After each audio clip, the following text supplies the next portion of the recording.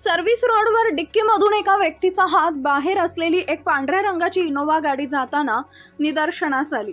हा प्रकार संशयास्पद असल्याचं वाटल्यानं काही नागरिकांनी मोबाईलद्वारे त्याचा व्हिडिओ तयार करून पोलिसांना माहिती दिली। एका पांढऱ्या रंगाच्या इनोव्हा कारच्या डिक्कीमधून एका व्यक्तीचा हात बाहेर आलेला दिसल्याचा व्हिडिओ सोमवारी सायंकाळी सोशल मीडियावर व्हायरल झाला आणि एकच खळबळ उडाली।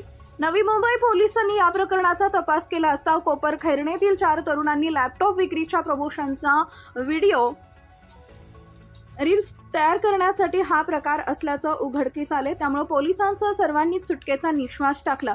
मात्र पोलिसांनी या 4 तरुणांना ताब्यात घेत त्यांच्यावर कारवाई करून त्यांची सुटका केली आहे। संबंधित तरुणांनी निव्वळ लॅपटॉप विक्री प्रमोशनच्या नावाखाली एक रील बनवण्यासाठी एका मुलीला गाडीत डिक्कीत बसवलं असल्याचं तपासात समोर आले। तसा व्हिडिओ देखील त्यांनी पोलिसांना दाखवले। मात्र रील बनवण्याच्या नादात समाजात भीती निर्माण करण्याचं काम तरुणांनी केल्यामुळे संताप व्यक्त केला जातोय।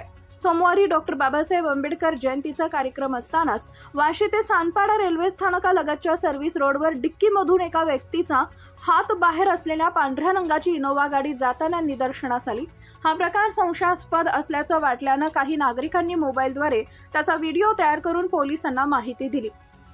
हा व्हिडिओ काही वेळातच व्हायरल झाल्यानंतर पोलिसांची एकच धावाधाव सुरू झाली। सानपाडा पोलिसांनी व गुन्हे शाखेनं या कारच्या नंबरवरून त्याच्या मालकाचा शोध घेतला असता ती साकीनाका येथील एका व्यक्तीची असल्याचं तसेच कोपरखैरणेत राहणाऱ्या मिनाज शेख यांनी त्याची इनोव्हा कार लग्न कार्यासाठी नेल्याची माहिती पोलिसांना मिळाली। त्यानंतर पोलिसांनी कोपरखैरणे येथून शेख याच्याकडे चौकशी केल्यानंतर त्याचे वाशीत लॅपटॉप दुरुस्तीचं व खरेदी विक्रीचं दुकान असल्याचं त्यानं सांगितलं। तसेच लॅपटॉप विक्रीच्या प्रमोशन करता व्हिडिओ रील्स बनवताना त्यांनी कारच्या डिक्कीमधून मृत व्यक्तीचा हात बाहेर आला आहे हे भासवण्यासाठी त्यांनी हा प्रकार केल्याचं सांगितले।